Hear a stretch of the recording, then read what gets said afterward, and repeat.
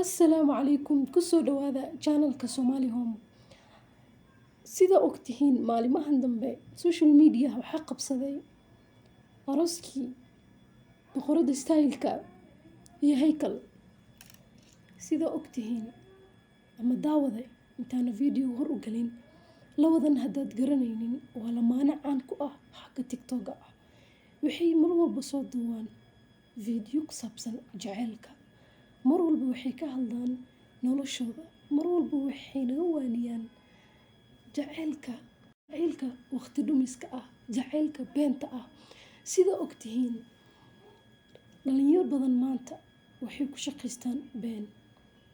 Midda gabadha ah boqolaal qof ayay la wadaysaa. Wiilkana kumanaan qof ayuu wataa. Haddaa qaanin fadlan Haykal iyo boqorada styleka ku gulgaree adaa ogaani doontaa. Boqorada styleka record weyn ayay jebisay. Maasha Allah, maanta ma arag gabar oo social media ku jirta $20,000 meherka laga bixiyay. Ma arag, ma aqaanaadi haddaa aqaanto, laakiin ani ma og. Gabdho ayaa jiraan caan ah oo saaid ka xumaadeen oo ku xanuusteen qaarkood ka qayliyeen labada kelimo oo gabdho badan oo magac leh ayaa ka masiirin boqorada styleka. Waxay weydiinayaan su'aasha ah maxay gabadho uga dugan tahay, maxay gabdhaha kaleeto uga dugan tahay, sidee looga bixin karaa $20,000 gabdhaha maxay uga dugan tahay. Kudi waa la masiiray. Mar waxaa la caynayaa stylkeeda, mar waxaa la dhahaa wiilka waa doqon oo caqli ma qabo oo way ka weyn tahay, way ka weyn tahay, way ka caqli badanaysaa. Intee lagu arkay gabar social media ku jirto laga bixinayo lacag intaas la eg.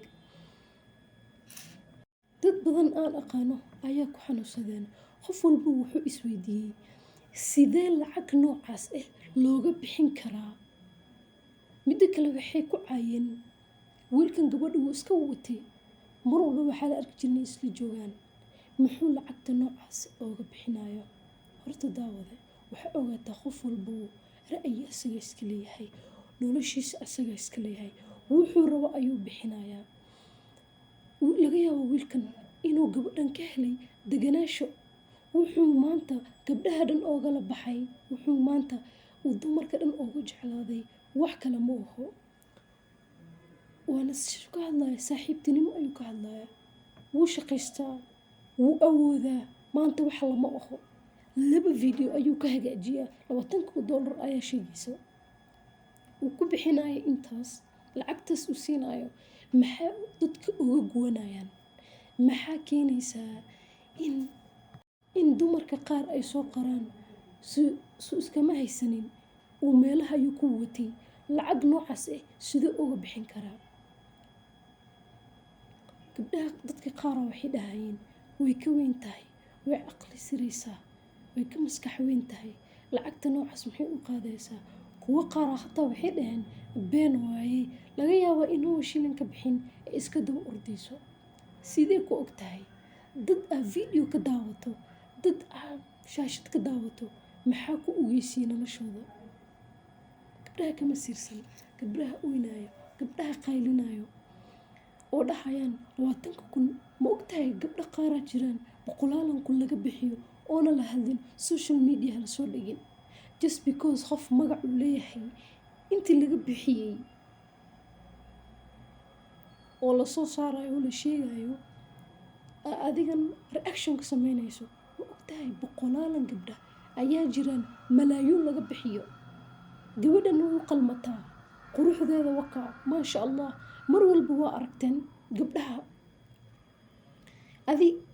Gabadhan gabdhaha kale way ka dugan tahay. Gabdho badan way isqaabiyaan. Gabadhan waligay ma arag ayadoo timaheeda soo bixinayso.